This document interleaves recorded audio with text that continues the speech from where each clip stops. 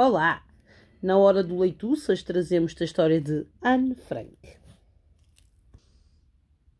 Uma das maravilhas da vida é o facto de ninguém precisar de esperar nem um segundo para começar a melhorar o mundo.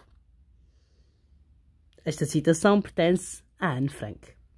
Esta é a história dura de uma menina mais ou menos da tua idade, mas que se multiplicou por muitos milhões de outras meninas e meninos do mundo inteiro. É uma história dura de contar e que aconteceu na vida real em pleno século XX. Não penses que foi há muito tempo. Aconteceu há menos de 100 anos, há quase 80 mais precisamente. É preciso que conheças o seu exemplo e que saibas que, mesmo que na adversidade, esta menina manteve a esperança e acreditou num mundo melhor.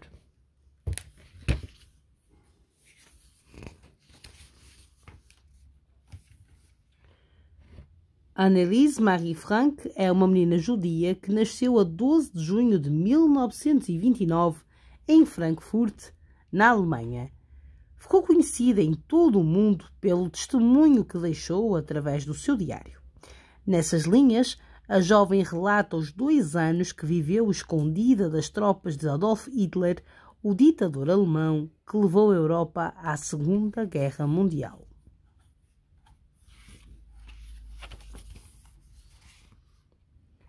Anneliese, ou melhor, Anne, vamos lá chamá-la assim, como todos a tratavam, tinha uma irmã 3 anos mais velha chamada Margot.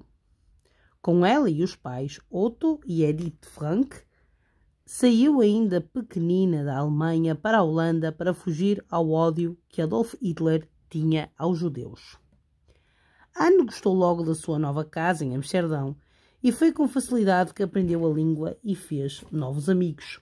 O pai tinha acabado de fundar uma nova empresa e trabalhava arduamente a vender um agente gelificante para geleias e, mais tarde, ervas e especiarias. A menina tinha 10 anos quando, a 1 de setembro de 1939, as tropas nazis de Adolf Hitler invadiram a Polónia e rebenta a Segunda Guerra Mundial.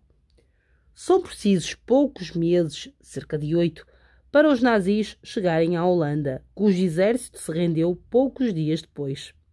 A vida das famílias judias sofreu de imediato com esta ocupação. Os ocupantes não perderam tempo e criaram rapidamente leis e regulamentos que tornavam a vida dos judeus muito difícil. Ficaram proibidos de ir a parques, cinemas e lojas que não fossem judaicas. Depressa, Anne e a família deixaram de poder fazer a sua vida normal. Anne e a sua irmã foram mandadas para uma escola judaica longe dos amigos. Otto Frank acabou por perder o negócio, pois também era proibido aos judeus terem empresas próprias. Mas a perseguição nazi crescia todos os dias e os judeus passaram a ter de usar uma estrela de David para se identificarem. Corria o rumor que os judeus iam ter de abandonar a Holanda. A 5 de julho de 1942, a irmã de Anne recebe um telefonema muito estranho que deixa os seus pais desconfiados e determinados a tomar uma atitude. Nesse telefonema, Margot era convidada a regressar à Alemanha para trabalhar. Pressentindo os maus ventos, Otto Frank tinha já na primavera construído, com a ajuda de antigos colegas, um esconderijo num anexo secreto na sede da sua empresa no número 263, na cidade de Amsterdão. Os 4 mudam-se para lá e desaparecem da vigilância nazi. O espaço era muito apertado e em breve mais gente se lhes vai juntar. Anne tinha de estar sempre em silêncio e o medo apoderava-se do seu coração. Pouco tempo antes, ao completar 13 anos, Anne tinha recebido um pequeno caderno de presente. Era o seu diário que levava para onde quer que fosse. Claro que foi consigo para o anexo secreto e durante 2 anos foi escrita a sua forma de comunicar. Ainda não sabia quantos milhões a leriam anos mais tarde. No diário, a menina escrevia o que pensava e sentia e sobre o que se ia passando no anexo secreto, intercalando com pequenas histórias e pensamentos. Escrever era o seu modo de sobreviver. Para mim, as memórias são mais importantes que os vestidos, dizia Anne Frank. Muitas horas eram passadas a ouvir sofregamente as emissões de rádio do pequeno aparelho que os pais tinham conseguido levar para o esconderijo. Era afinal o que os ligava ao mundo e ao modo de se manterem a par do que se passava lá fora. Um dia, Anne ouviu na emissão da BBC Europa o ministro da Educação do governo holandês, em exílio em Inglaterra, apelar a todos para registarem o mais possível os terríveis momentos vividos através de diários e todo o tipo de documentos. Foram essas palavras que lhe deram o ímpeto e a determinação para responder ao pedido do governante e reescrever numa única história todos os seus diários. A esse relato, a menina viria a dar o título de O Anexo Secreto. Anne passa então a viver para a escrita do seu diário, pois estava determinada a transmitir ao mundo aquilo que estavam a sofrer. No entanto, o seu pequeníssimo mundo desaba a 4 de agosto de 1944, ao serem descobertos pela polícia nazi e arrastados para a prisão. 2 das pessoas que os ajudavam do exterior foram também presas. Até hoje, não se sabe como foi revelada a localização do anexo secreto, nem por quem. No meio da confusão, 2 outros amigos conseguiram salvar uma parte dos escritos da jovem, mesmo antes das tropas nazis destruírem todo o interior do anexo secreto. Foram terríveis os momentos vividos às mãos nazis. Anna passa pelo serviço de inteligência da Polícia de Segurança, depois pela prisão em Amsterdão e pelo campo de trânsito de Waterbork, com destino final ao terrível campo de concentração e extermínio de Auschwitz, na Polónia. Então, ocupada pelos alemães, e de que infelizmente já deves ter ouvido falar. Foram 3 longos dias e noites de viagem num comboio com mais de 1000 prisioneiros atirados para vagões normalmente destinados ao gado, sem comida e sem água e um barril a servir de sanita.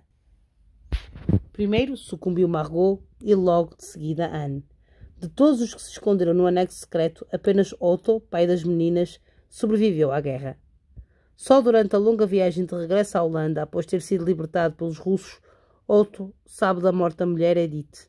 Prossegue a viagem cheio de esperança no reencontro com as filhas, mas à chegada a território holandês é também confrontado com a terrível notícia da sua morte.